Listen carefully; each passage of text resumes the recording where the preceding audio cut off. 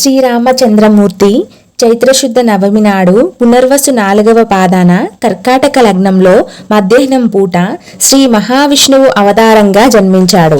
అసలు శ్రీ మహావిష్ణువు దశావతారాలను పరిశీలించినప్పుడు ఆయన ధరించిన 10 అవతారాలలో 3 అవతారాలు చైత్రమాసంలోనే ప్రాదుర్భవించినట్లు తెలుస్తోంది. మత్స్య, వరాహ, శ్రీరామ అవతార జయంతులు చైత్రమాసంలోనే వస్తూ ఉంటాయి. అలాగే దశావతారాలలో శ్రీరామావతారం 7వది అయినప్పటికీ ప్రతి సంవత్సరం 10 జయంతులు ముగిసిన పిదప మరలా సంవత్సర ప్రారంభంలో మొదటగా వచ్చే జయంతి పండుగ శ్రీరామనవమి.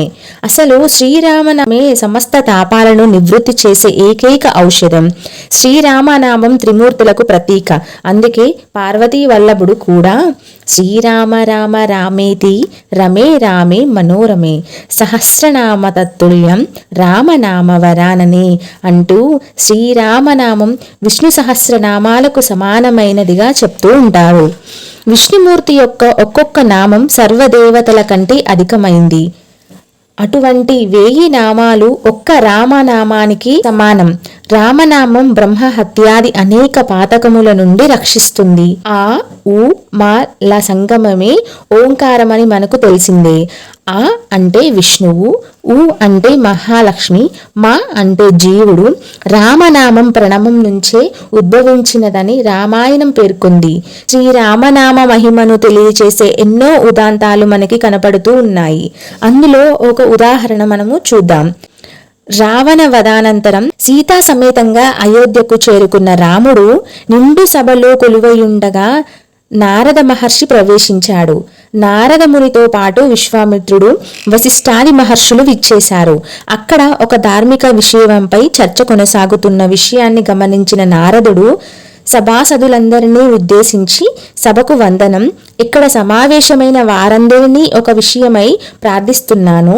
భగవంతుని నామం గొప్పదా, భగవంతుడు గొప్పవాడా, ఈ విషయమై అభిప్రాయాన్ని చెప్పండి అని పలికాడు. నారదుని అభ్యర్థన విన్న వెంటనే సభలో చర్చలు ఊపందుకున్నాయి. ఎంతగా వాదోపవాదాలు జరిగినప్పటికీ రాజ్యసభలోని ఋషిగణం ఓ నిర్ణయానికి రాలేకపోయింది. కలకలం చెలరేగింది. చివరకు నారదుడే తన తుది నిర్ణయాన్ని వ్యక్తీకరిస్తూ ఖచ్చితంగా భగవంతుని కంటే భగవంతుని నామమే శ్రేష్టమైనదని చెప్పాడు. సభ ముగియడానికి ముందుగానే ఈ విషయం రుజువవుతుంది అని పలికాడు. అనంతరం నారదుడు ఆంజనేయునితో, హనుమ, నువ్వు మామూలుగానే ఋషులకు శ్రీరామునికి నమస్కరించు, విశ్వామిత్రునికి తప్ప అని చెప్పాడు. అందుకు హనుమంతుడు అంగీకరించాడు.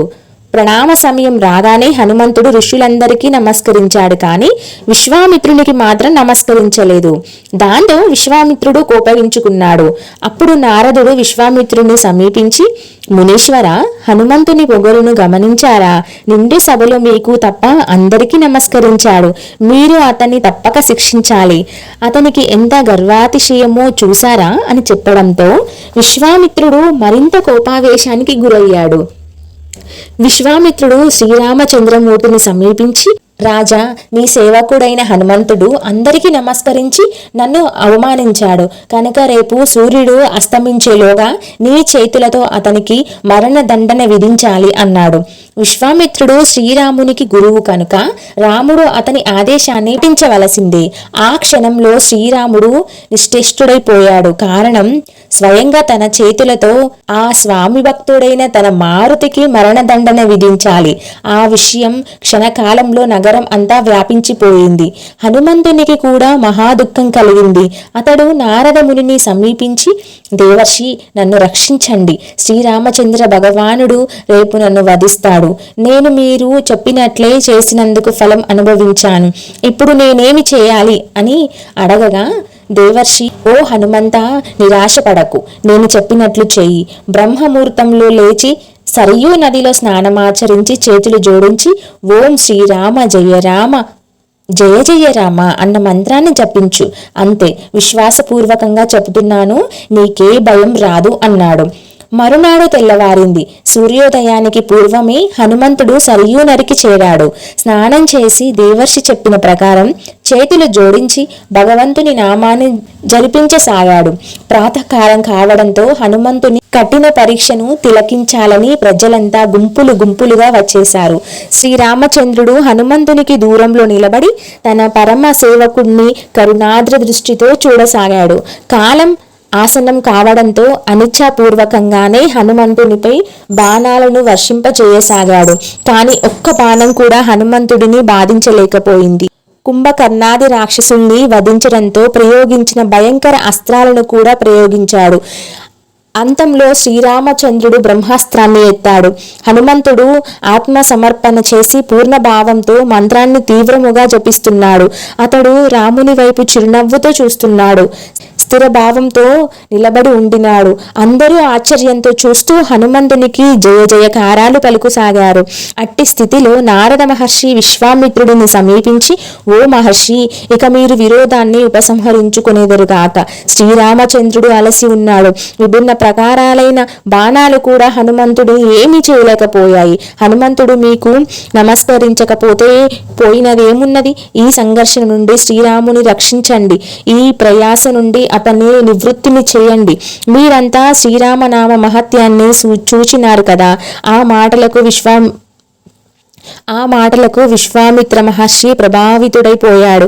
రామ, బ్రహ్మాస్త్రాన్ని హనుమంతునిపై ప్రయోగించవద్దు అని ఆదేశించాడు. దానితో హనుమంతుడు వచ్చి తన ప్రభువు యొక్క చరణ కమలాలపై వ్రాలిపోయాడు. విశ్వామిత్రుడు అత్యంత ప్రసన్నుడై హనుమంతుడిని అనన్య భక్తికి గురించి విశేషంగా ప్రశంసించాడు. హనుమంతుడు సంకట స్థితిలో ఉండగా నారద మహర్షి ప్రప్రథమంగా అతనికి రామ మంత్రాన్ని ఉపదేశించాడు. శ్రీరామ, ఈ సంబోధన శ్రీరామునికే పిలుపు. జయ రామ, ఇది అతని స్థుతి. జయ జయ రామ, ఇది అతని విషయంలో పరిపూర్ణ సమర్పణ. మంత్రాన్ని జపించే సమయంలో ఈ భావాలే ఉండాలి. ఓ రామ, నీ శరణు వచ్చిన భక్తులకు శీఘ్రమే శ్రీరామ భగవద్ దర్శనం జరుగుతుంది. సమర్థ రామదాస స్వామి ఈ మంత్రాన్ని 13 కోట్లు జపించి శ్రీరాముని ప్రత్యక్ష దర్శనాన్ని పొందాడు. రామనామ శక్తి ప్రభావం అమితమైనది. అందుకే రామనామాన్ని నిత్యం భక్తులు జపించి తరిస్తుంటారు. స్వర్గంలో దేవతలకు అమృతం ఎలాగో ఈ భూలోకంలో మానవులకు రామనామం అటువంటిది. రామనామాన్ని నిత్యం జపించేవాడు, తులసీమాలను ధరించినవాడు, రామ అని స్వామివారిని నోరారా పిలిచినవాడు ఈ రామనామము తారక మంత్రం అని చెప్పబడుతోంది. వేరొక మంత్రాన్ని తారక మంత్రం అని అనరు. అంత్యకాలంలో మరణం సమీపించినప్పుడు స్వయంగా శివుడే వచ్చి మరణాన్ని చేరుకునే వ్యక్తి చెవిలో రామనామాన్ని ఉపదేశిస్తాడని ప్రతీతి.